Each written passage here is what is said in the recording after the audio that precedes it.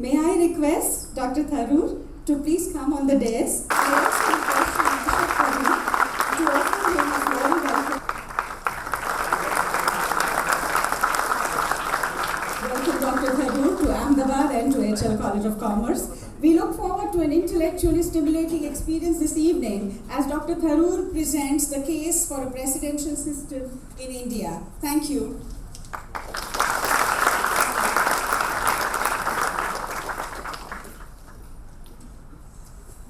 Thank you very much, Principal Mona Ketchika, Professor Jainal Shah for that warm welcome, family members of the late Principal S.P. Desai, real pleasure to meet you all, Mr.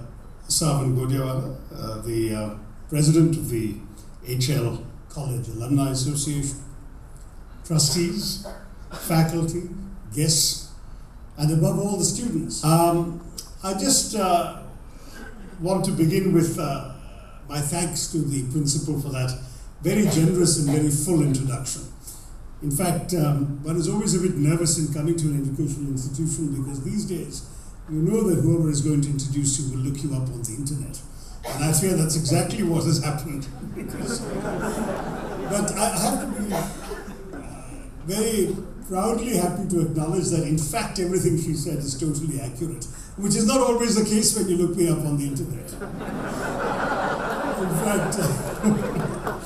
In fact, a lot of I had a friend in New York. People tend to do this all the time, looking up people, and he again in a very prestigious educational institution like this was going to introduce a speaker, and decided not just to content himself by finding out what he could about the speaker, but started looking up the family tree, the sins of commission and omission of parents and relatives and grandparents and so on.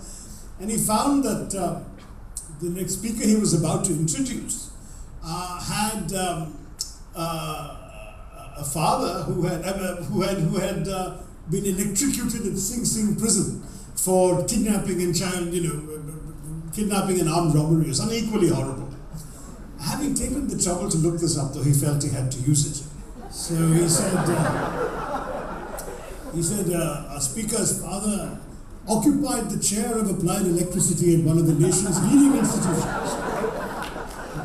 Which is just my way of saying that these kind of introductions should be taken with a pinch of salt. They always find very nice ways of telling you about the career and accomplishments of the individual, leaving out all the setbacks and all the other negatives in one's background in life. And I'm very pleased in the end that that's the way it turns out. But we are here in honor of a gentleman of whom I think no negatives can be said, because I've heard so much about Principal S.P. Desai, one of the early Indian students at Columbia University, his spearheading of this college for more than 25 years as principal, which I think is a record that is probably unlikely to be broken, since he was principal from 1943 to 1969. And everything I'm told about him, that he was an extraordinary educationist, an ardent disciplinarian, but a man of great character, principles, and ethics, as well as someone who was a voracious reader with a razor-sharp wit and a great sense of humor, which he used especially with his students. And what somebody said to me that really stayed in my mind was that his insistence as a teacher was not just on teaching economics, but on molding the character of his students, as he believed in preparing students not just for the examinations you take at the end of the year, but the bigger examination called life. And I think if that is what one can say about Principal Desai, it is a confirmation that he left his mark on generations of students and graduates of this institution.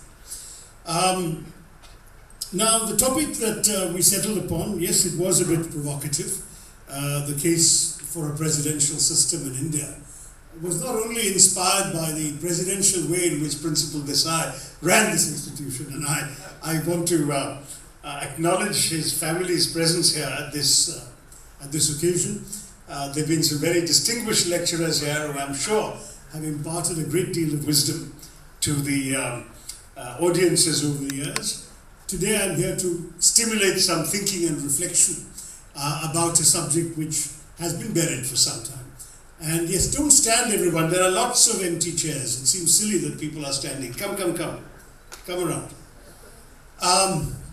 Now the sweeping electoral victory in 2014 of Narendra Modi's Bharatiya Janata Party, which of course enjoys an absolute majority in the Lok Sabha now for the first time in 25 years, seemed at first glance to have ushered in a period of parliamentary stability. Advocates of constitutional change who feared that India's parliamentary system was no longer capable, that our electoral system was no longer capable of producing such a result, could finally take a breather. After all, for the 3 previous decades, the political shenanigans in New Delhi, notably the repeated paralysis of Parliament by slogan-shouting members violating with impunity every canon of legislative propriety, seemed to confirm again what some of us, and certainly I, have been arguing for years. I think for at least 25 years in print I have been making this argument that the parliamentary system we have borrowed from the British has in Indian conditions outlived its utility. And I've asked the question, has the time not come to renew the case, long consigned to the back burner for a presidential system in India? Now, with Mr. Modi running the country in a quasi-presidential style already, despite heading a parliamentary system, the question may seem absurd. But since nothing is permanent in politics, least of all the prospects of an indefinite parliamentary majority, the issue might still be worth examining. Now, the basic outline of the argument has been clear for some time. Our parliamentary system has created a unique breed of legislator, largely unqualified to legislate, who has sought election only in order to wield or influence executive power. Because in the parliamentary system, you don't get elected to parliament in order to write laws. You get elected to parliament to form the government. That's your objective. So it has provided this kind of result where you have lawmakers who are not interested in making the law for the most part. It has produced governments obliged to focus more on politics than on policy or performance because they have to maintain their majority in parliament, since you need a parliamentary majority at any given time in order to survive. It has distorted the voting preferences of an electorate which knows which individuals it wants, but not necessarily which parties or policies. It has spawned parties that are shifting alliances of individual interests rather than the vehicles of coherent sets of ideas. It has forced governments to concentrate less on governing than on staying in office, and it has obliged them to cater to the lowest common denominator of their coalitions. This is why I believe strongly that despite the, I believe, temporary phenomenon of this election result, it is still time for a change. Let me elaborate. Every time that Parliament grinds to a screaming halt, the talk is of holding or avoiding a new general election. Let's patch together some sort of coalition. You have seen this particularly in the mid-90s. There were elections in 96 and 97, 98. You remember all that, 98, 99, I beg your pardon, 96, 98 and 99. And quite apart from the horrendous costs incurred each time you have to have an election, can we as a country afford to keep expecting elections to provide us with miraculous results when we know that they're all but certain to produce inconclusive outcomes and more coalition governments? As I said, 2014 being an exception. Isn't it time we realize the problem is with the system itself? Pluralist democracy is India's greatest strength, but its current manner of operation is the source of our major weaknesses. India's many challenges, and we all know the major challenges our country faces, require political arrangements that permit decisive action, whereas the parliamentary system increasingly promotes drift and indecision. We must have a system of government whose leaders can focus on governance rather than on staying in power. And at the same time, we have to look at what Indian conditions, after all, we've been operating our democracy for 70 years. How do Indians think and behave? That should influence our choice of the kind of system that we're in.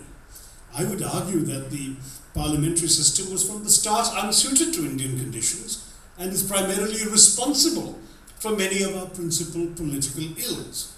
Now, to suggest this is political sacrilege in New Delhi, barely any of the many politicians I've discussed this with are even willing to contemplate a change. And the main reason for this is they don't think a change is feasible. I think even Professor Jainal Shah was saying, well, this is not going to happen. I said, no, it probably is not going to happen. But the whole purpose of an intellectual exercise in a university is to think the unthinkable also, and we should think about that. After all, the politicians' objection is that they know how to work the present system and they do not wish to alter the ways that they're used to functioning in. But our reasons for choosing the British parliamentary system are themselves embedded in history. Like the American revolutionaries of 2 centuries ago, Indian nationalists had, after all, fought for the rights of Englishmen, which they thought that the replication of the Houses of Parliament would both epitomize and guarantee. Yet the parliamentary system devised in Britain reflected the conditions of that country, a small island nation with electorates that were initially a few thousand voters per MP, and even today, less than a lakh of voters per constituency. So that system in the British context assumed a number of conditions which simply do not exist in India. It requires, first of all, the existence of clearly defined political parties, each with a coherent set of policies, preferences, values, interests that distinguish it from the other parties. Whereas in India, we know that a party is all too often a label of convenience which a politician can adopt and discard as frequently as a Bollywood film star changes costume. The principal parties, whether national or otherwise, are fuzzily vague about their beliefs. Every party's ideology is one variant or another of centrist populism, derived to a greater or lesser degree from the Nehruvian socialism of the Congress Party. We have 44 registered political parties recognized by the Election Commission, and a staggering 903 registered but unrecognized ones, from the Adarsh Lok Dal to something called the Womanist Party of India. There is a Womanist Party of India. Take heart, gentlemen. But with the sole exception of the BJP and the Communists, the existence of the serious political parties as entities separate from the sort of big tent of the Congress is a result of electoral arithmetic or regional identities, not political convictions. And even there, I mean, after all, what is the difference between the political ideology of, let us say, Mr. Lalu Prasad's party, Mr. Nitish Kumar's party, Mr. Mulayam Singh's party? They're all variants of the Socialist Party. The only difference is that they are headed by different individuals. It's the individual who makes the difference, not the ideology. And even there, what on earth is the continuing case after the demise of the Soviet Union and the reinvention of China as a paradise of capitalism? What is the case for 2 separate, recognized communist parties in India and a dozen unrecognized communist parties? What's the difference? See, the lack of ideological coherence in India is in stark contrast to the UK, where the parliamentary system was enacted. With few exceptions, India's parties all profess their faith in the same set of rhetorical cliches, notably socialism, secularism, mixed economy, non-alignment, all of which are terms that were equally loath to define, but we've been hearing these in election manifesto after manifesto for 40, 50 years. In fact, no wonder the communists, when they served in the United Front governments in the mid-1990s, and when they supported the first UPA government, had no difficulty in signing on to the common minimum program and articulated by their so-called bourgeois allies. The BJP used to be thought of as an exception, but in its attempts to broaden its base of support, it sounds and behaves more or less like the other parties, except, of course, on the emotive issue of national identity and religious culture, and that's a different issue. So our parties are not ideologically coherent. They take few distinct positions, and they do not base themselves on political principles. In fact, very often, there is a classic, 70, 80 years old political distinction. Those of you who studied the political science at the university, you probably know about the theory of Maurice Duverger, who described politics in three categories: as a conflict over basic principles, a conflict over subsidiary principles, and a conflict over no principles. So the difference he showed was the conflict over basic principles was, say, in a country like India, or even for many decades France, where you had a choice between pro-capitalist parties and communist parties who might even overthrow the entire system if they won.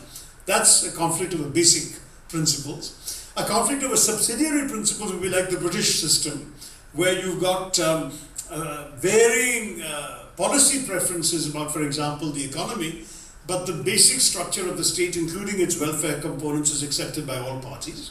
So that's the conflict over subsidiary principles. And then there is a conflict without principles, by which his example was the United States, where the Democratic Party and the Republican Party are both variations of the same sort of pro-capitalist ideological consensus. Now this is a very, very classic old distinction. It's about 70 years old. India was seen, as I said, as a conflict over basic principles, but it's no longer the case. Now the communists have come to power and gone out of power, and you see that they're not changing anything basic in the country. Increasingly the worry is it's a conflict without principles, that essentially it's a conflict about who gets to be in power rather than what to do with the power once they've got it. That, I think, is an extremely important distinction.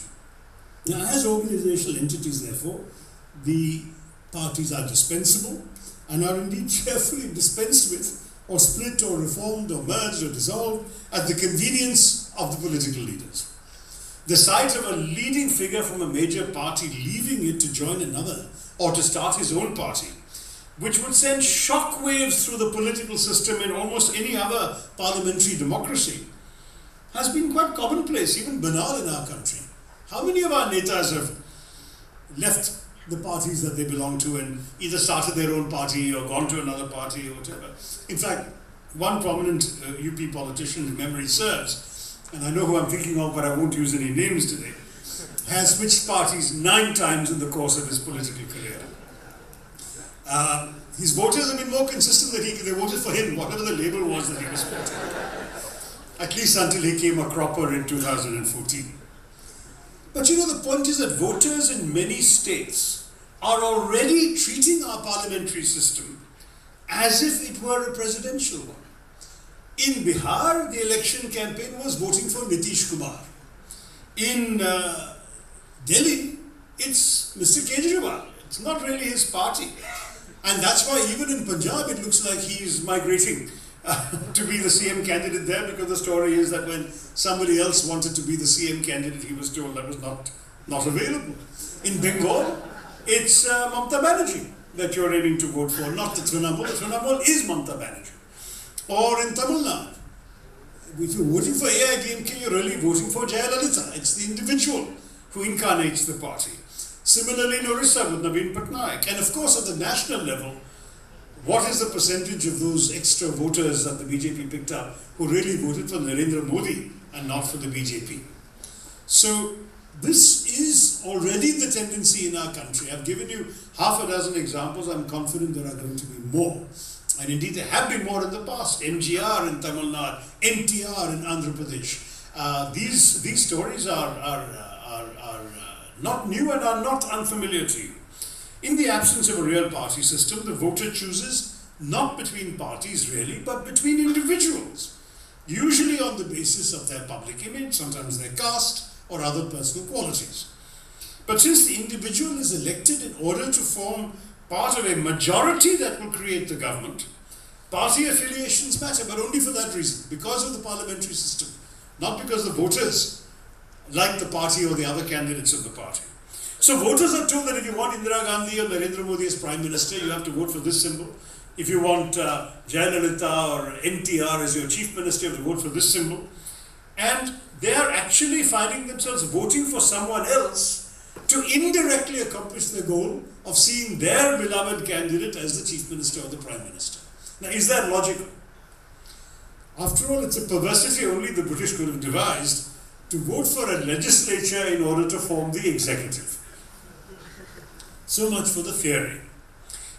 And you know that whenever it comes to theory, I'm often reminded of an argument between two professors of political science, where one says, this particular problem, how we can solve this, we can do this and this and this, and we can solve it. And the other professor says, yes, that will work in practice, but will it work in theory? So that's the question we have here. The theory, I think, is pretty clear on my side of this debate. But the result of the profusion of small parties is that for nearly a quarter century, we've had coalition government. Right till 2014, we had coalition governments of a couple of dozen parties, some with just a handful of members of parliament, 1 or 2 or 3 members of parliament. And our parliament had not seen a single party majority since Rajiv Gandhi in 1989 until Narendra Modi was elected. As a result, for the longest time, India's democracy has been condemned to be run by the lowest common denominator, which is hardly a recipe for decisive action. The disrepute into which the political process has fallen, particularly with educated middle class opinion in India. I was told by Jainil, there are some auditoria in Ahmedabad which will not allow a politician to speak there. So I suddenly felt very, very small. But I can understand that disdain, if you like, and it's widespread. The widespread cynicism about the motives of our politicians, the values held by our politicians. This can be traced directly to the workings of the parliamentary system. Holding the executive hostage to the agendas of a range of motley partners is nothing but a recipe for governmental instability. And instability is precisely what India, with its critical economic and social challenges, cannot afford. The fact that the principal reason for entering parliament is to attain governmental office creates 4 specific problems. First, it limits executive posts, cabinet appointments, ministerships, and so on, to those who are electable rather than to those who are able. The Prime Minister cannot appoint a cabinet of his choice of the best available talents. He has to cater to the wishes of the political leaders of several parties.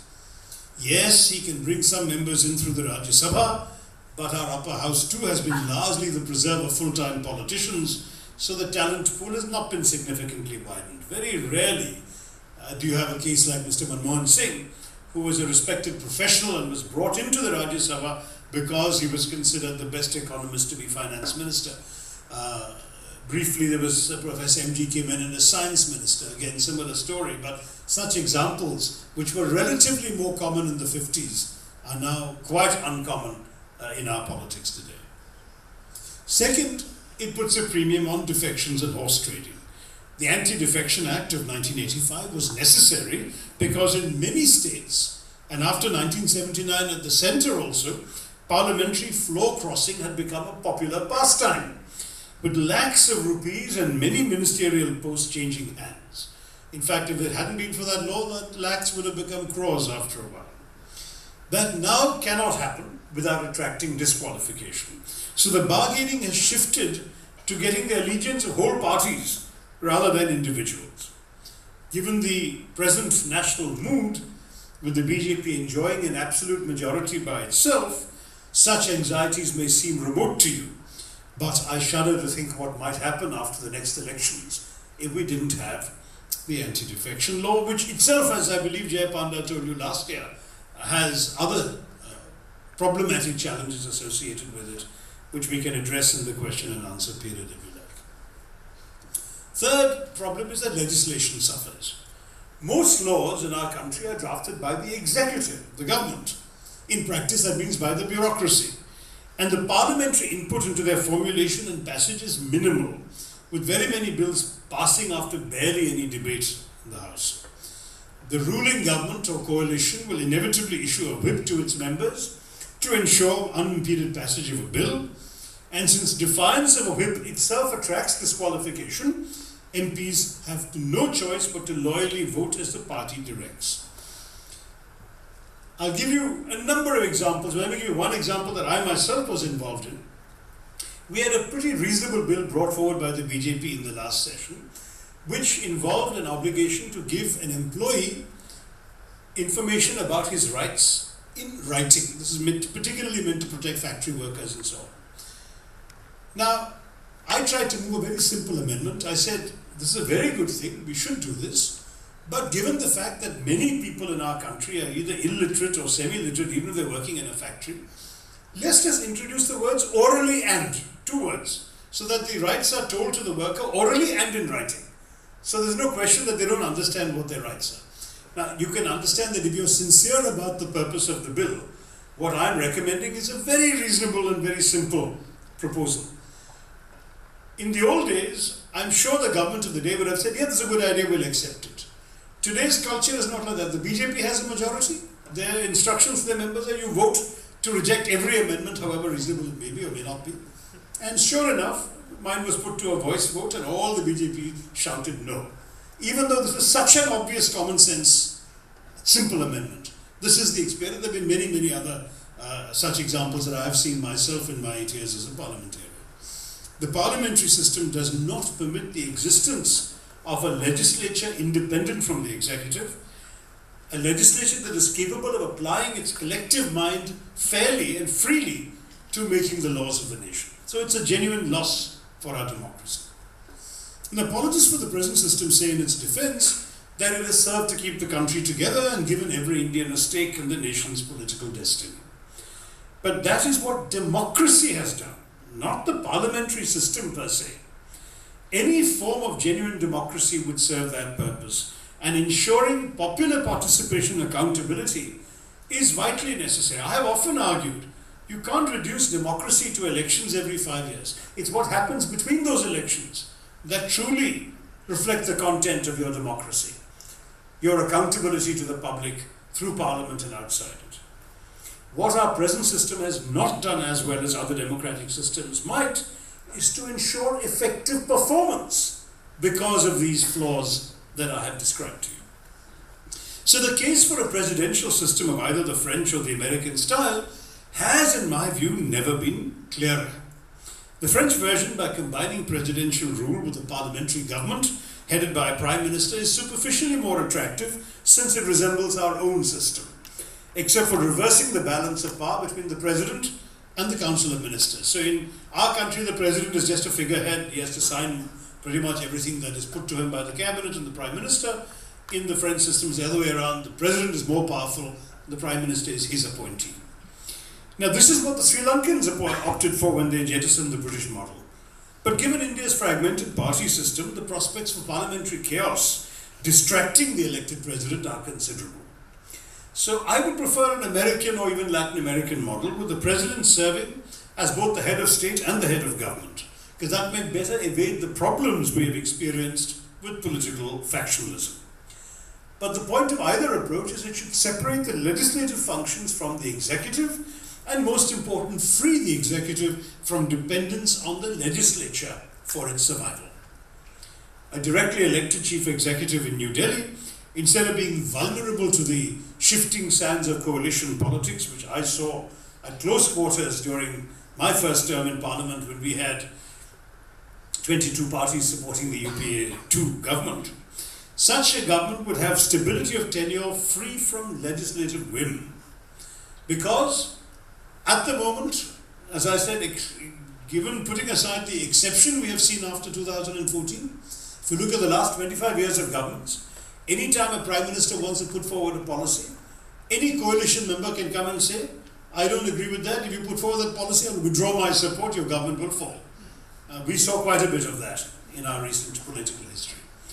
So that's the first concern I have. So without that, you'll have a much more stable government. You'll be able to appoint a cabinet of talents, and above all, a prime minister or a president in my system will be able to devote his or her energies to governance and not just to staying in government. The Indian voter will be able to vote directly for the individual that he or she wants to be ruled by.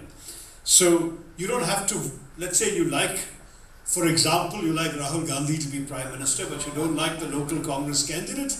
You don't have to vote for the candidate you don't like in Parliament. You can vote for the person you want to be the President. That's the difference in the system. So you vote directly for the individual you want to be, seeing as the head of your country, the head of your government. And the President will truly be able to claim to speak for a majority of Indians rather than for a majority of MPs, Right now, the President speaks only for a majority of MPs. The Prime Minister, beg your pardon.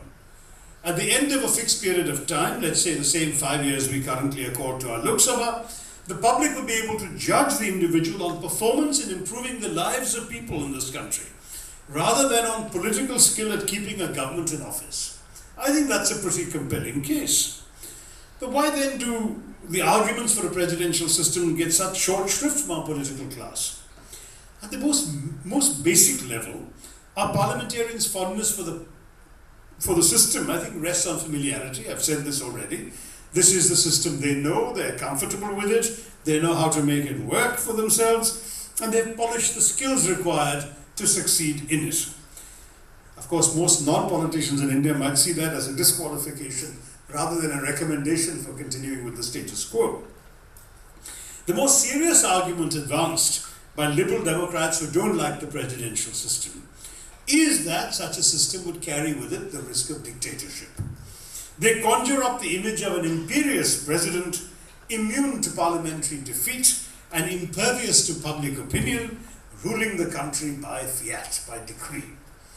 Of course, it does not help that during the emergency, some around Srimati Indira Gandhi contemplated abandoning the parliamentary system for a modified form of Gaullism, thereby discrediting the idea of presidential government in many democratic Indian eyes.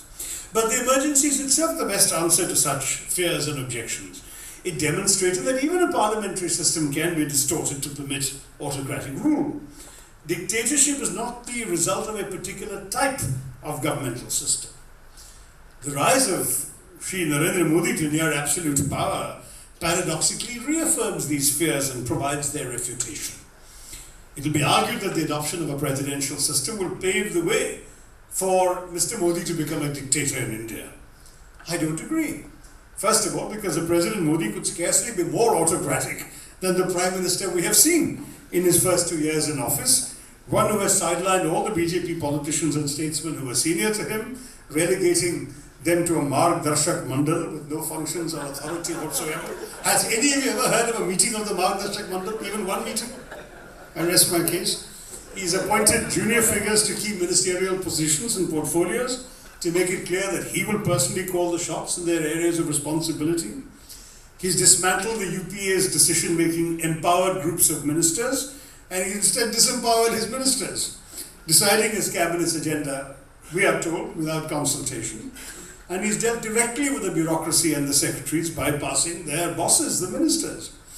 In a parliamentary system, it's the cabinet that is supposed to be responsible, collectively accountable to parliament. And the ministers who rise to answer questions on the policies that they have ostensibly formulated. But under Mr. Modi, the MPs find themselves in the odd position of interrogating ministers about decisions they may have had nothing to do with. You should see some of the BJP ministers waiting anxiously for bureaucrats sitting in the gallery to write the answers for them and slip it to them so they know what to say when they are asked difficult questions in Parliament. To explain policies formulated by the bureaucracy directly with the Prime Minister is not the job of a minister in the parliamentary system. So how could a President Modi be any worse, if you like, than a Prime Minister Modi? But that's not my main argument. I was just being a little mischievous since I am in his home state. And I'm sure you all love him very much, so I had to provoke you a little bit.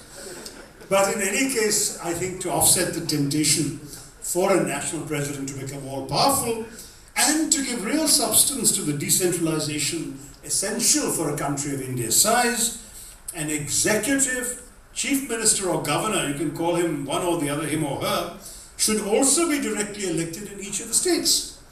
Most of which suffer from exactly the same maladies because they also have a parliamentary system in each state. So whatever the national president can or cannot do with executive authority, at their level, the state chief minister and governor can or cannot do it as well. And in fact, you could argue that the case for strong chief executives in the state level is even stronger than in the center. So you won't have to worry about a dictatorship, because any dictatorial tendencies of the center will be counterbalanced by strong executives in the states. But I would even go farther than that. Why stop at the states? We should go to the local levels as well. Even a communist autocracy like China empowers its local authorities with genuine decentralized powers far more than we do. If a businessman wants to set up a factory in China and he goes to the mayor of the town concerned, the mayor can give him the answer yes or no, can assign him the land, can give him the license or permission to produce the product that he wants to produce. He can give him the electricity connection, the water, the sanitation, the drainage, the road access outside, can determine the terms of his tax holiday or whatever. Everything can be done by this one mayor.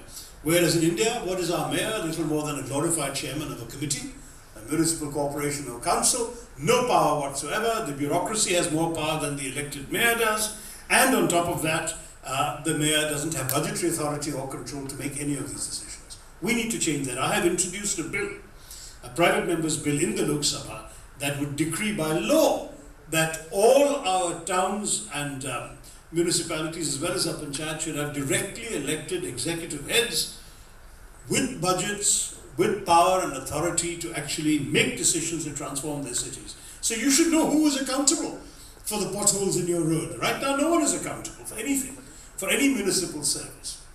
Indeed, even some of the improvements you've seen in this city, the credit was taken by the Chief Minister of the state because no one knows what authority the mayor has to do any of this. So let's have directly elected leaders everywhere, at the local level, at the state level, at the national level, each with their own authority and their own role in transforming India for the better.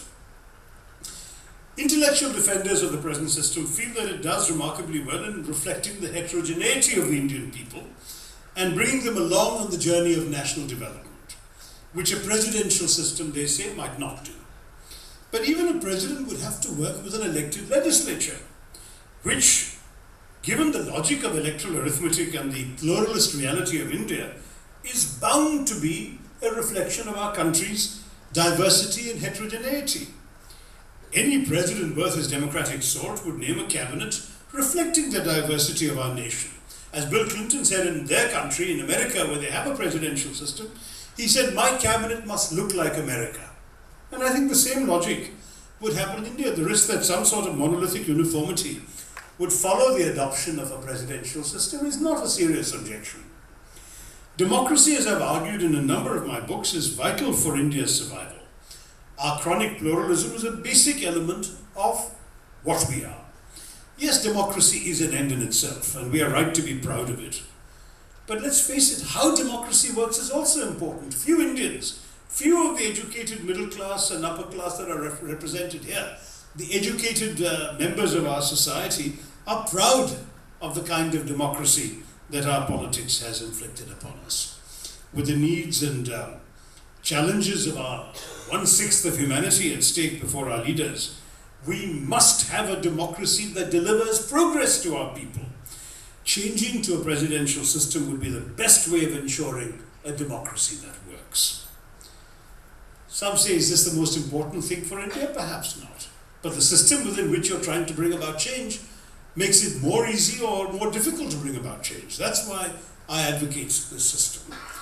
Dr. Ambedkar had actually argued in the Constituent Assembly, initially in favor of a presidential system. Finally, after discussions with all the others, particularly Jawaharlal Nehru and those who are fans of the parliamentary system, he said that the parliamentary system was preferred because it placed responsibility over stability, while the presidential system did the opposite.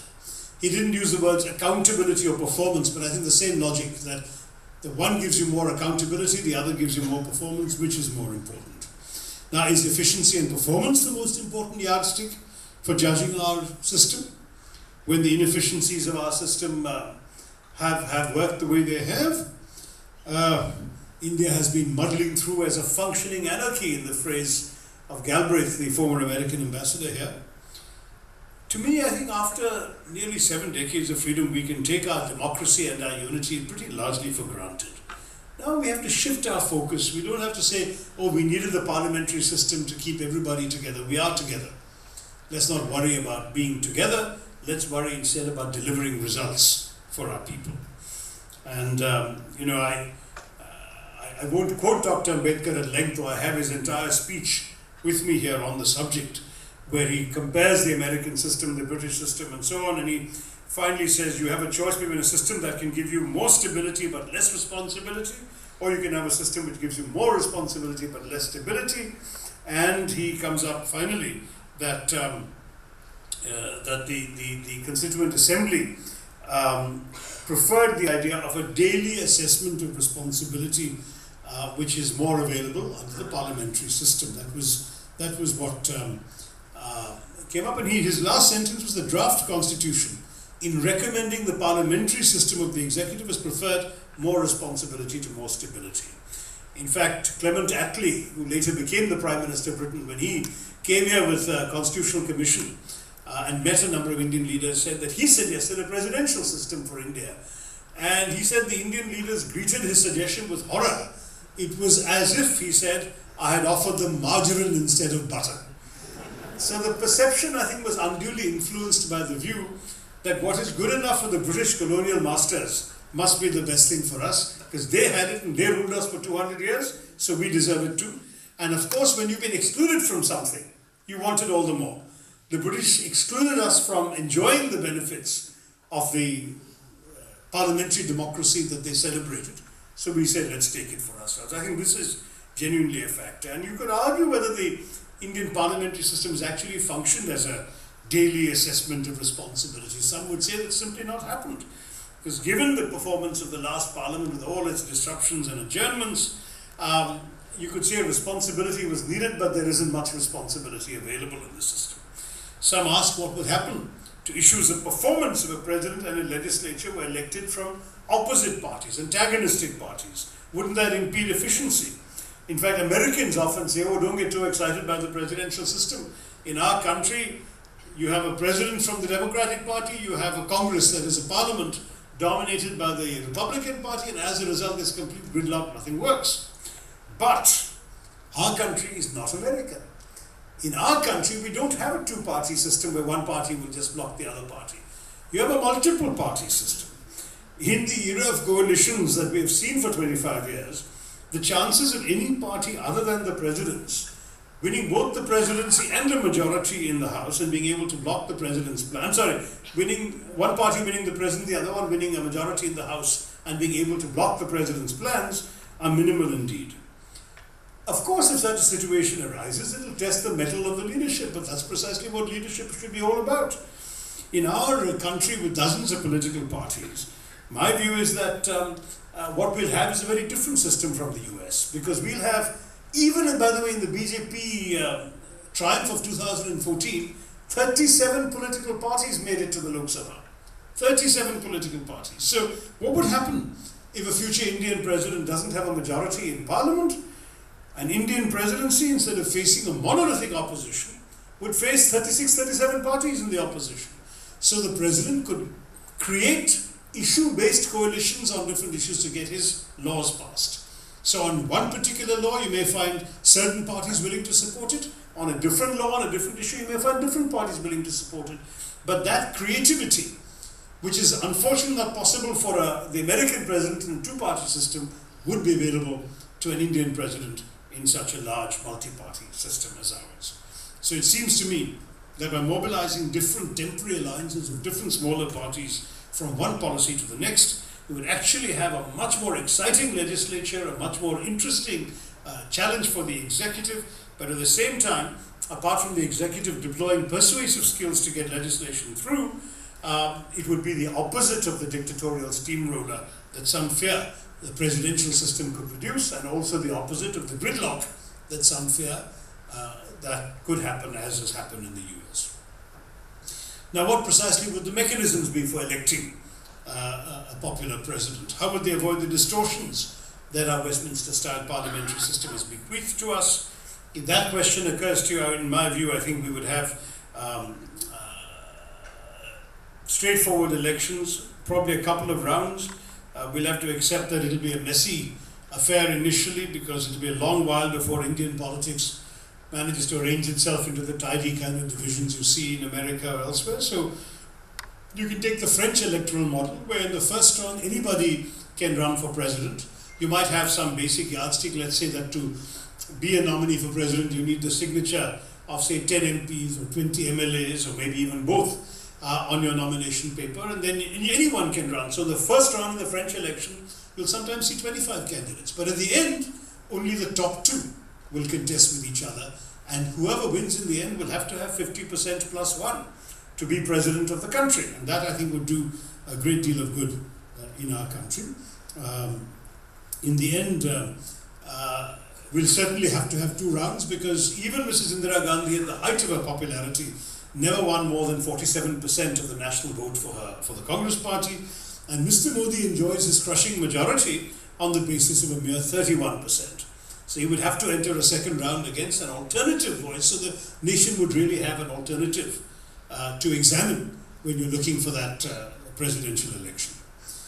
So the fact is that the other defeated candidates will throw their support and their supporters to one or the other of the top 2 candidates, and you then have a straightforward fight between 2 candidates. That's the way it works.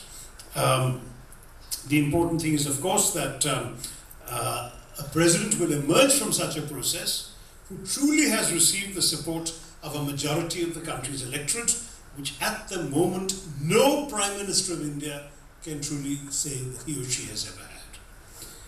Now, you could argue one more thing. Does not such a system automatically favor candidates from the more populous states?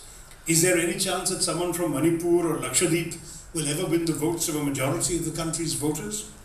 Could a Muslim or a Dalit be elected president? These are fair questions. But the answer surely is that their chances will be no better and no worse than they are under our present system. 7 of India's first 11 prime ministers, after all, came from Uttar Pradesh. And I think we all agree that Uttar Pradesh has no particular monopoly on political wisdom. But that's life. I mean, so perhaps a similar proportion of our directly elected presidents may also be UP Walas. We'll have to live with that if that's the way the numbers work out. But how does it matter? Most democratic systems favor majorities. It is no accident that every president of the United States from 1789 to 2008, that's 219 years, every president of the US was a white male Christian, and all bar one was a Protestant. Only one Welshman has ever been Prime Minister of Great Britain. But then Obama came along, proving that majorities can identify themselves with the right representative, even of a visible minority. I dare say that the need to appeal to the rest of the country would oblige a would-be president from UP to reach across the boundaries of region, language, caste, and religion. Whereas in our present parliamentary system, a politician elected in one constituency, perhaps on the basis of such very narrow appeals, your caste, your region, your religion, and so on, such a person can jockey his way to the prime ministership. We've seen this. I don't want to name names. A directly elected president will by definition have to be a far more inclusive figure, a far more national figure than a prime minister who owes his or her position to a handful of political kingmakers in a coalition card deal. I would also borrow from the US the idea of an electoral college to ensure that our less populous states are not ignored by the candidates. The winner would have to carry a majority of states so that crushing numbers in the cow belt alone would not be enough. And why should the Indian electorate prove less enlightened than others around the world? Jamaica, which is 97% black, elected a white prime minister, Edward Seaga, in the 90s. In Kenya, President Daniel Arap Moi hailed from a tribe that makes up just 11% of the population. In Argentina, a voting population overwhelmingly proud of its European origins elected a son of Syrian immigrants, Carlos Saul Menem. The same phenomenon occurred in Peru, where former President Alberto Fujimori's ethnicity, Japanese, covers less than 1% of the population. The right minority candidate, in other words, can command a majority. To choose the presidential system is not necessarily to make future Narasimha Rao's or Manmohan Singh's impossible.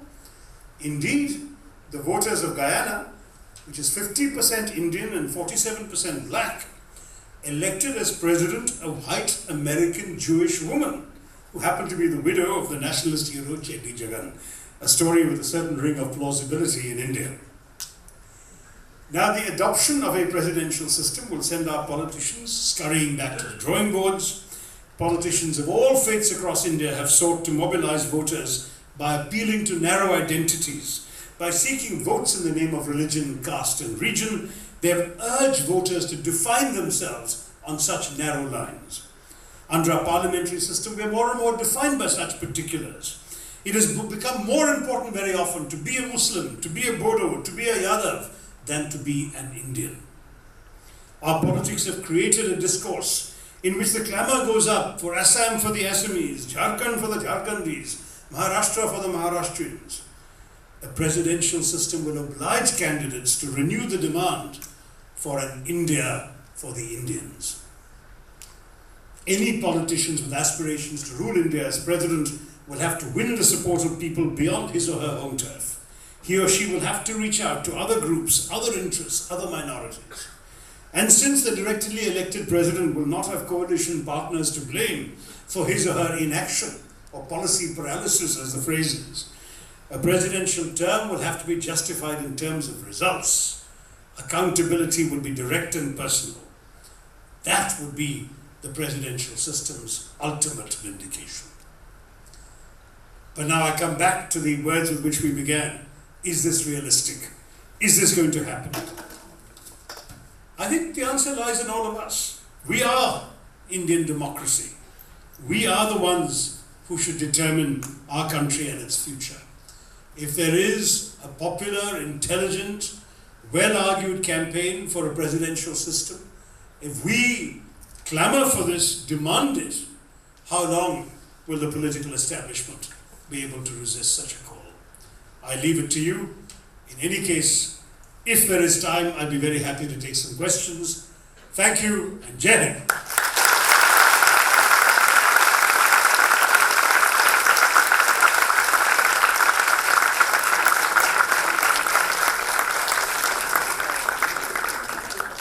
So, are there questions, General, from the audience? Yeah?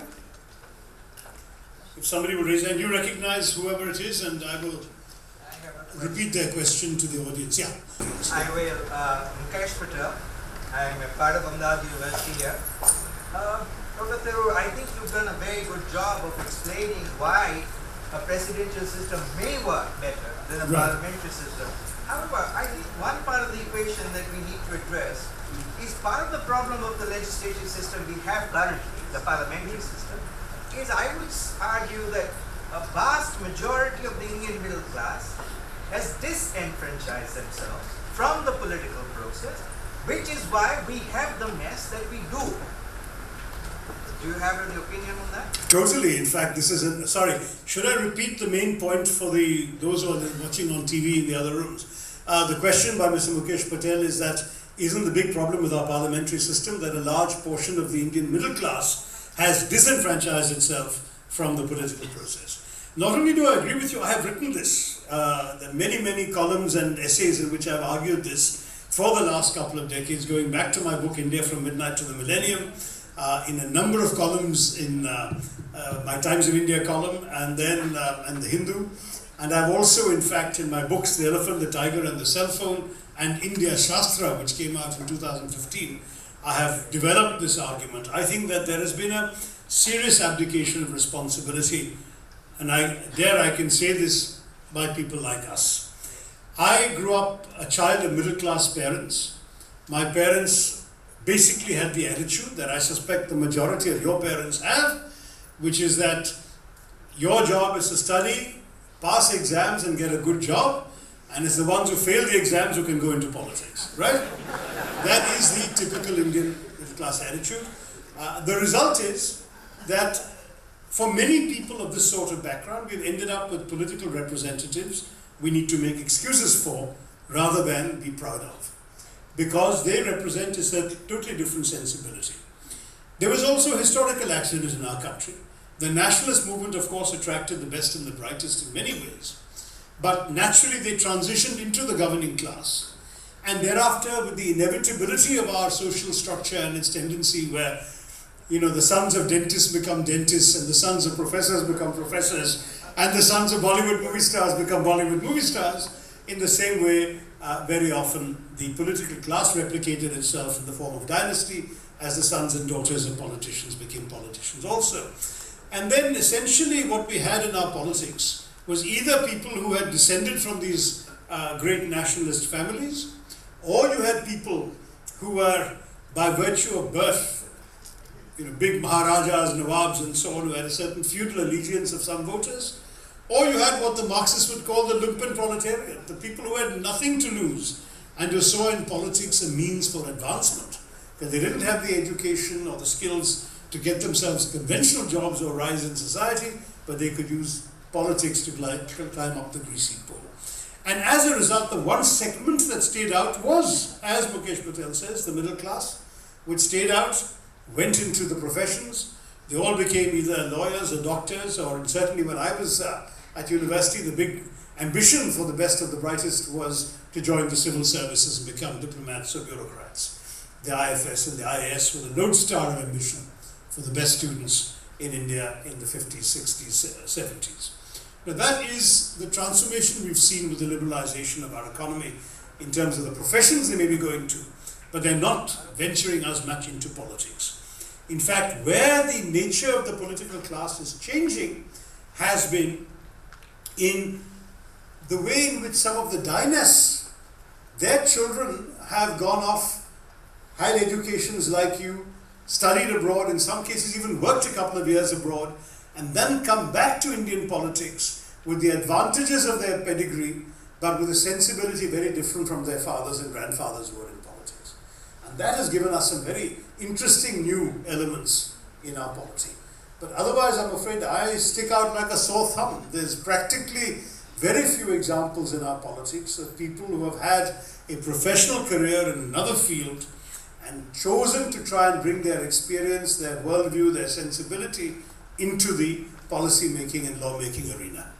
And that, I'm afraid, doesn't do me a lot of good, because my back is still perforated from all the knives that have been stuck into it over the years. But also because, it is said that the first head that sticks itself up above the parapet in a war is always the first head to get blown off. So I've had to take a few shells in my time. One optimistic answer before I end on such a gloomy note, Mukesh, is that as the electorate gets more educated, as the middle class grows in India, I believe they will in turn start demanding more of the politicians, and you will start getting a different breed of politician, including more people, that is maybe some of the young people who are studying today, will consider politics a worthwhile thing to try, rather than just going into the professions. Because, let's face it, if you look around, our country is very different from others. In America, if you look at the presidential candidates of the last 11 elections, over 80% of them went to either Harvard or Yale, the two best universities in the country. In India, you look at the list of prime ministers, I don't know whether you can draw a comparable comparison. So, some may say, but that shows we're more of a democracy. And I must say, I am very proud as an Indian that our democracy has enabled people of very humble backgrounds to rise to genuine power. So don't get me wrong, I don't think that you have to be a Harvard person to rule India, far from it. I think if a son of a chaiwala can be a convincing prime minister, that's very good for the country. It shows our democracy is strong. But at the same time, it confirms what you were saying, that people of that sort of background have simply stayed away from this field. Maybe as they find the electorate being more responsive, they will come into the field. And the electorate is changing. Let's not forget, and again I won't name the individual or the state, he's actually an ally, but there was at least one famous candidate who won 2 successive chief ministerial elections, not by making any policy pronouncements, but by basically arguing, isn't it time that people like us who are in power, isn't it time that our caste got to kick the Brahmins around a bit? And that sort of thing got him 2 elections. But by the time of the 3rd election, people started saying, where is our Bijli, where is our Sadak, where is our Pani? And he lost the election. And somebody else who claimed that he was going to be judged by performance, essentially won. I think our electorate is getting more and more demanding of performance. And that is a middle class preoccupation. So people who, as you say, have disenfranchised themselves should, in my view, start empowering themselves through politics once again. Sir, You have a mic. Great. All right. Sharik Lalewala here. My question is rather much more fundamental to the case that you have presented. Okay. Would this presidential system not violate the basic structure as has been laid out in the case? That's a very interesting question, because obviously this is an interesting issue that's come up, that the Supreme Court has said that the Constitution has a basic structure. There's a very interesting Indian doctrine that doesn't actually exist elsewhere. And the Supreme Court has basically said that any change that violates the basic structure will not be acceptable. Now, what would happen if the amendment that was made to the Constitution was merely to delete a sentence that was added in 1976 that says the President shall abide by the advice of the Council of Ministers? Until 1976, that was understood and that was practiced, but it was not in the Constitution. Everything was done in the name of the President. So strictly speaking, you could have interpreted the Constitution right after 1976 as permitting real power to be given to the President, and then by a separate legislation you would change the way the President is elected. So instead of being elected by the state assemblies, you would have the President elected by the public. Clearly this is a ground for legal debate. Somebody, maybe you, Shahid, will go to the courts and say this is unconstitutional, and some judges will have to pronounce on it. But honestly, if there is a massive national mood in favor of such a thing, and there were a proper constitutional convention, or the parliament of the day was converted to a constituent assembly for the purpose of rethinking the constitution, then certainly something would be possible. But don't forget, in other countries, other genuine democracies, Sri Lanka is a genuine democracy. Such changes have been made. They've gone from a parliamentary system to a presidential one. So has Pakistan, but Pakistan's claims to democracy are somewhat more tenuous. But the fact is, you can do that. You can switch systems, and I think as long as India remains a democracy, I would be inclined to argue to the Supreme Court that the form of the democracy is not part of the basic structure. It is changing from a democracy to a non-democracy that would be a violation of the basic structure. But there will be some good arguments. Sir, Warren Buffett would Sorry, say... where are you? Okay. Right at the back, okay. Sir, Warren Buffett would say that integrity has to be given a place above intelligence. Because he who is without integrity, let him be dumb or else he'll end up making scams. And sir, precisely you would not find Ambedkar saying in his speech, because he precisely was not over here to see that how our politicians lack both those things severely. So my question is, can we really trust so much power in the hands of such men, especially keeping in mind the fact that it's becoming increasingly hard to survive being a good man in Indian political system? That's a very, very fair question, and it goes to the heart of our national character rather than to the structure of a political system. In fact, I would argue that in most presidential systems there are term limits. For example, in America, you can only be elected twice. In many Latin American presidencies, you can only be elected once. No re-election is legally possible. So if you were to have either one single long term of 6 or 7 years, or two possible terms of 5 years, you actually would have less risk of somebody arrogating power to himself or herself indefinitely than in the parliamentary system, where as long as you have a parliamentary majority, you can carry on for a long time. We've had a prime minister for 17 years, we've had another prime minister for 11 years. There is no question that in our system, I beg your pardon, 11 years plus 3, so 14 years was Mrs. Gandhi. So parliamentary system has absolutely no limits. It's just a question of commanding a majority of parliament. You could argue that one way of anticipating the election of somebody not deserving would be the term limits. But let me add one more thing. You're forgetting the level of scrutiny now that is possible of individuals through the mass media, social media, and the public attention that's available. If you had the kind of system I'm describing, you have an extensive national campaign amongst dozens of candidates, 2 people emerge, there's say 2 weeks between the first round and the second round. Can you imagine the intensity of the scrutiny that would be made available? And can you then imagine that the Indian public would really put a chore in office? I hesitate to believe that's going to happen. I think that the more rigorous the system, the more the demands we make of the incumbent, the more performance becomes the criteria, the greater the likelihood of attracting the right sorts of people and of the electorate knowing enough about the person to choose the right person. In any case, it's a lot more than we have right now. Right now we go to the polls not knowing who's going to be Prime Minister. We're actually voting for Mr. X or Miss Y in one constituency. That's all we've got.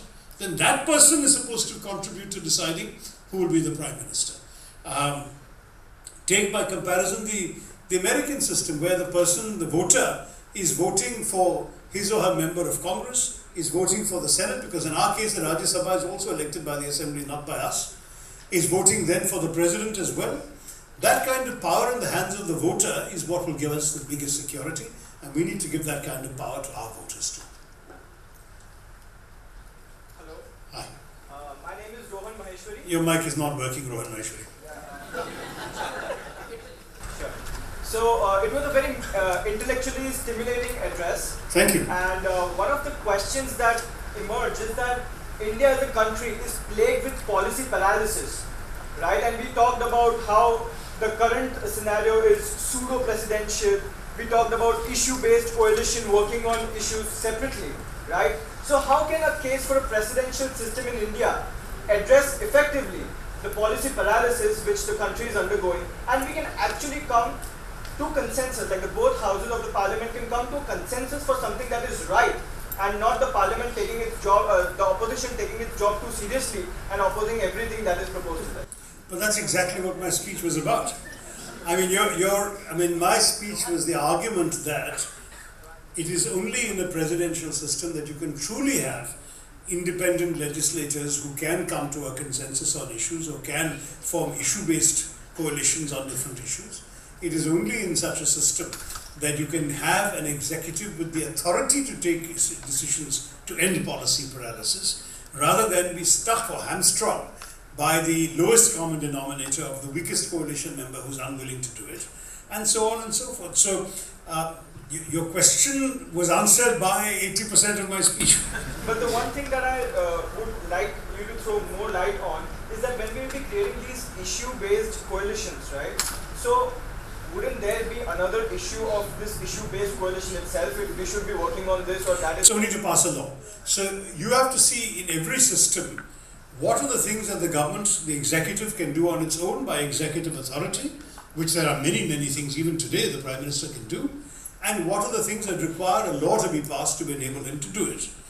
Those things that require a law to be passed, certainly anything involving the spending of taxpayers' money will have to go through an elected legislature. That's a basic principle of democracy. So let's say you want to start, for argument's sake, a Swachh Bharat campaign, and you want the parliament to vote extra money for that. So then you would go to those parties that are willing to cooperate with such Bharat campaign. Quite likely you'll get a massive national consensus behind it. On the other hand, you want to, let's say, do something much more divisive. For argument's sake, there was this controversy not long ago about the National Population Register, where some people felt that would be divisive, some people felt were integrating. There you have to definitely find you have to go to those parties from states where the issue of demography is politically sensitive, get them to support you. You may have to bypass the states where a certain other kind of political interest means that they will oppose it. That's what I mean by issue-based coalitions. There are going to be multiple parties in Parliament, that's our country. So the President and his aides, his legislative aides, will have to have the imagination and the creativity. If they want to pass a particular policy that is not within their authority to do, they have to find a coalition in the Parliament to do that. But the argument of policy paralysis was that when you are dependent on, let's say, there were 22 parties in UPA 2, there were 23 parties in Mr. Vajpayee's coalition. So when you are dependent on every one of those parties staying on board so you can cross the magic 272, then you become very vulnerable. Any initiative you take has to be cleared by 23 party leaders. And all it takes usually is for one party leader to say, I don't like this policy, I don't agree. And that's the end of your policy. You are paralyzed, because it's either that or you risk your government. And I do know that in at least one issue, we actually lost the support of a coalition partner. And we were only able to survive the vote in Parliament because a party that was not in our coalition very conveniently walked out during the vote, so the numbers went down, we scraped through. Now these are the kinds of things that happen in parliamentary systems that will be irrelevant in a presidential system, because the president would be elected for, let's say, 5 years flat and would not be vulnerable to the shifting sands of this sort of coalition politics, which is why, to my mind, policy paralysis would be much less likely. The legislature legislates, holds the executive accountable, passes laws, votes budgets. That's the legislature's job. The executive exercises all the executive functions that today we associate with the government. The judiciary is the arbiter. So where there is a clash, or where there is an insuperable issue, or where there is a question, as young Shahid here was asking, of constitutionality, you have a completely independent judiciary that does this. And in fact, in some ways, one could argue that the American presidential system is more democratic because, for example, ambassadors, cabinet ministers, and judges are approved by the legislature. Whereas in our country, they're just appointed arbitrarily. There is absolutely no referral. There is a procedure whereby the Prime Minister introduces his ministers to Parliament. But that's it. Parliament, in any case, automatically, he has a majority in Parliament, so there's no question of Parliament approving or not approving. Whereas in a presidential system, there'd be a much more accountable democratic procedure. So I think it works. But sorry, go ahead. Yeah, and so you're backing basically impeachment also? Just in case? Yeah, of course you'd have to have impeachment procedures, definitely.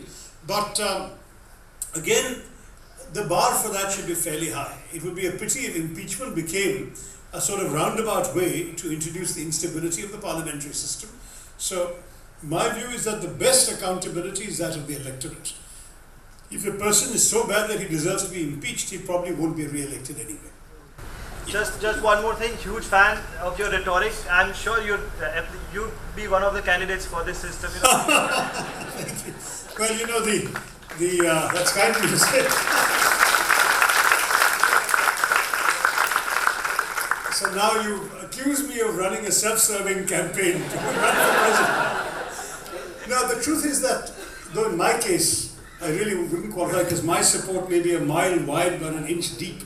That is, I appeal across the country but to a very narrow social group of educated people. The truth is that in the presidential system, you would have to be someone who could appeal across state boundaries, who could reach out to the nation as a whole. And let's face it, Mr. Modi can. Mr. Modi is from Gujarat, but he can win in Banaras, and probably he can win somewhere in the south as well in certain circumstances. I believe that's also true of Rahul Gandhi. He's somebody who will be able, I believe, to win a seat in the south or win a seat in the north. That kind of national appeal is very different from, unfortunately, some regional-minded politicians, some more parochial figures whose appeal is so narrowly based on a particular electoral constituency or a caste base that they will never by definition be able to appeal across the nation.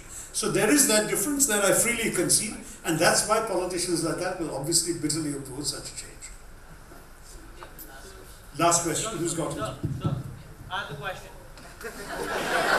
Thank you. My name is Shailesh Goyal. I wanted to ask one simple question. What is the future of caste politics in your opinion? Because cabinets after cabinet, elections after elections, you see the realignment happening. And the cabinets being balanced out of the caste politics rather than the ability or the talent actually. You know, I am a notorious optimist, but on this issue, I have to say I cannot give you an optimistic answer. Nehruji genuinely believed and wrote that after independence, caste consciousness would disappear. And there were many in that independence generation who thought that caste was a kind of irrelevancy. It was actually very much concretized by the British. My forthcoming book, An Era of Darkness, the British Empire in India, which is coming out in November, has a section in which I have gone into the latest and most detailed research on caste. Caste was actually less prevalent as a fixed marker of identity before the British Raj. It was, the caste system as we know it today is a creation of British colonialism. That's the irony. In that they systematized and concretized identity markers in order to classify, control, order and rule. They did so in their interest and on the basis of their understandings which served their purposes. But until then, caste identities had been much more fuzzy, to use an academic word, not in the layman sense of the term, where the boundaries between identity markers were much more shifting and they changed across geography, space, time, everything. Somebody, for example, who was a Shudra in one principality could tomorrow get up and move to another village and start a new life and acquire a new identity. entire castes or subcastes could move up the social ladder, M.N. Srinivasa's theory of Sanskritization. There were so many different examples of, even across religions, forget just caste, of similar practices, social practices, practices of worship and so on, some of which still linger in our country, but less so. What has happened ironically as a result of democracy is that this pernicious system, introduced, concretized, worsened, solidified and congealed by the British, has actually turned out to be a superb vehicle for us in our democracy to mobilize voters. So politicians saw in caste an excellent vehicle for identity politics. I was told a story, I think Jainil will forgive me for repeating it, about Principal S.V. Desai, that he was once approached by a student saying, "I'm from your caste, please admit me to your college though I don't have the marks." And he said, "If you're from my caste, you can come and ask my daughter's hand in marriage. I may say no to you, but you're not going to get admission on the basis of caste." Now, if that is the kind of attitude that his generation had, today it is much less true. Today, for example, my parents were from that nationalist generation. My father was somebody who dropped his caste name when he was in college in the 1940s. Gandhiji had said, don't have caste identity, so he took him seriously, dropped his caste name, and used his, what we call in Kerala, the house name as his surname. That father of mine never let me know what my caste was. I've written about this in India from Midnight to Midnight. I was about 11 years old when somebody in school, rather famous individual, who went on to become a famous Bollywood movie star, asked me point blank, "What is your caste?" And I didn't know. And he said, "You're not a Brahmin or something?" And I said, "I didn't even know if I was a something." So then I had to go back to my father, find out. That was that generation. That my parents never once commented upon the religion, the caste of the friends who were coming home to play with me. Later I realized, looking back on their names, what an astonishing diversity of friends I had. But at that time I wasn't conscious, and my parents and their generation didn't want you to be conscious. Those days are gone. Those days are gone because caste has become an instrument of claiming allegiance. It has also become an instrument of claiming advantage. One of my uncles by marriage rather memorably said to me in a line I quoted in one of my books, "These days you can't go forward unless you're a backward." I mean, that is the sort of...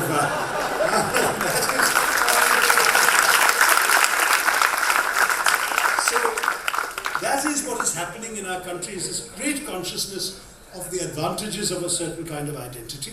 And when that also translates into votes, it gets very difficult to shake off. So I am not optimistic about the future of a caste-free future in our politics. Maybe it will change with greater education, greater time and so on, but my fear is it will take a while. So I have a question. Yeah, quickly, before he comes and says the vote of thanks. Thank you so much. So my question is based upon two premises. The first one is an American one. Senator Ted Rowdy in the US Senate gave a speech that if the president can change some laws, can he change all laws? And if a president can incorporate specific parts of one law to specific people, can it result with everyone? Now that is something that has actually happened in the Russian Federation. President Vladimir Putin, he was first the president in 2000. Then he became the prime minister, and the power was shifted from the president to the prime minister, and then back again when he became the president. Meanwhile, the power was transferred to Dmitry Medvedev. So do you think that something like that could happen in the Republic of India if we go for a constitutional change? This was also a constitutional change, so something similar according to those lines. Thank you so much. Okay, so the Russian system, don't forget, is a much, much younger, more recent democracy than ours. They have had a form of democracy for less than 20 years, and many would argue that it has been somewhat lacking in the kind of democratic content that we have here. Certainly, election results for some time have been completely predictable in Russia. There's been no real surprise in any of the outcomes. The reason Mr. Putin needed to do that was his constitution. The constitution that he himself changed and wrote did not permit more than 2 terms for the president. So what he did was, he was president, then he stepped down, got his assistant or aide or confidant, whatever you want to call him, who was prime minister, to become president, and he became prime minister. But when he was prime minister, real power was with the prime minister, and the photo ops were with the president. Then, After one term of that presidency is no longer consecutive, he got elected again for one term, there'll definitely be a second term. And as long as he's young enough and fit enough, which he seems to be by all those bare torso pictures in the newspapers, I think you might find him again becoming Prime Minister and again. So I mean, that is not India. And let's face it, we will not stand for that kind of thing in our country, but equally important in our country, it takes so long to rise to any position of prominence that by the time you've done 2 terms, you'll be too old to play this game and come back. All right, so with that, we will come to the vote of thanks. Can I just request you to please be here for a while as we give you a memento. I request Mr. Sawan Godiawala, President of our Alumni Association, to come forward and present a memento to you, Dr. Tharoor. Ladies and gentlemen, let's hear a loud round of applause for a fantastic lecture.